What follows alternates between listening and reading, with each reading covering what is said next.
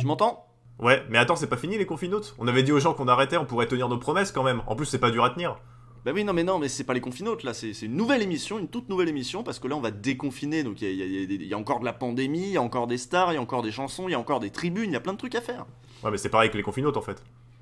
Non, parce que j'ai changé le nom.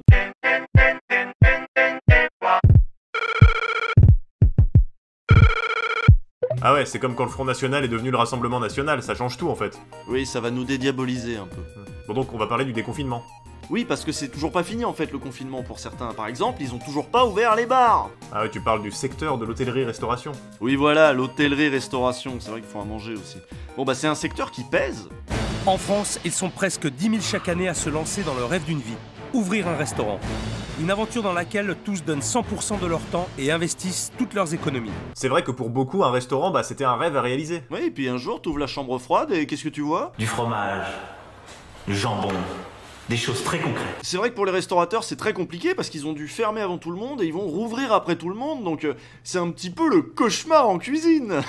Non, c'est pas marrant parce que sur tous les plateaux où Etchebest il a été invité, ils ont fait la même blague. Vous avez une émission qui s'appelle Cauchemar en cuisine, on y est actuellement. En plein dedans, on est en plein cauchemar. Je pense à tous ces restaurateurs que j'ai aidés, qui étaient déjà en difficulté. Ils avaient peut-être une chance de s'en sortir après mon intervention, mais là je crois que c'est définitivement mort. Moi je sais, je regarde l'émission, bah je peux t'assurer que sans Etchebest, le secteur de la restauration il serait sinistré depuis longtemps, c'est évident. Ouais, lui il sauve les restaurateurs un par un depuis des années et là bam, grosse crise et du coup il va gueuler à la télé. On est dans la merde. C'est clair, on est tous dans la merde. Alors il va falloir qu'on s'en sorte tous collectivement, on va pas se mentir. Ça va passer par beaucoup de travail et beaucoup d'efforts.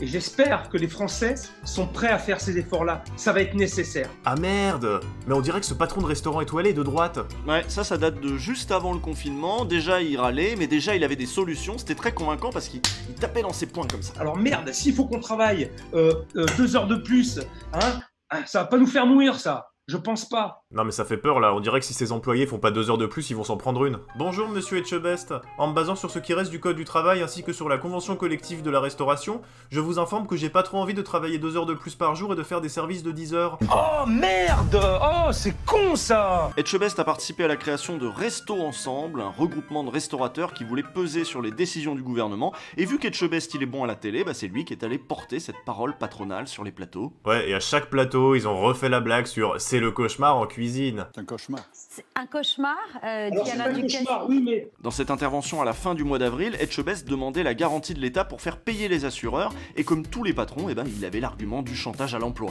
de cette manière, ça permettra d'éviter une véritable hécatombe, faut le dire.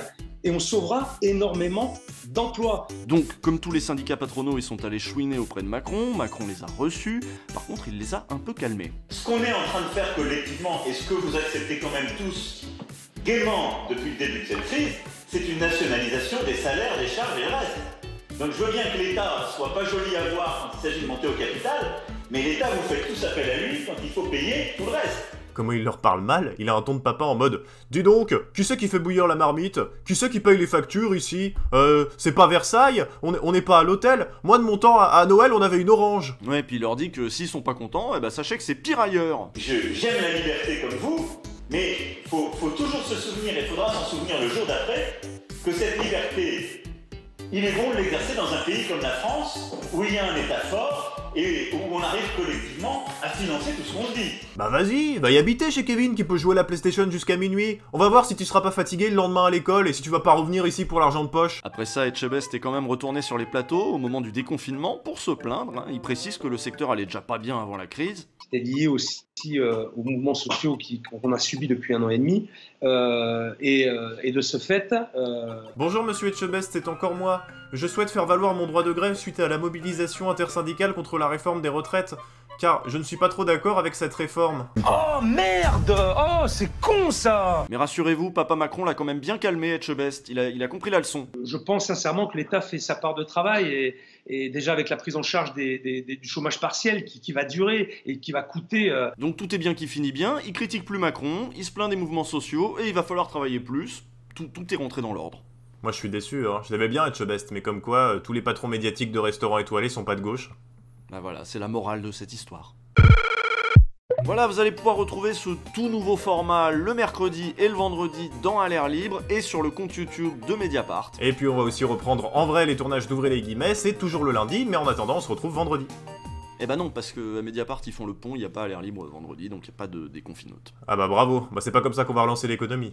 Avec un personnel de merde, il a foutu dans la merde.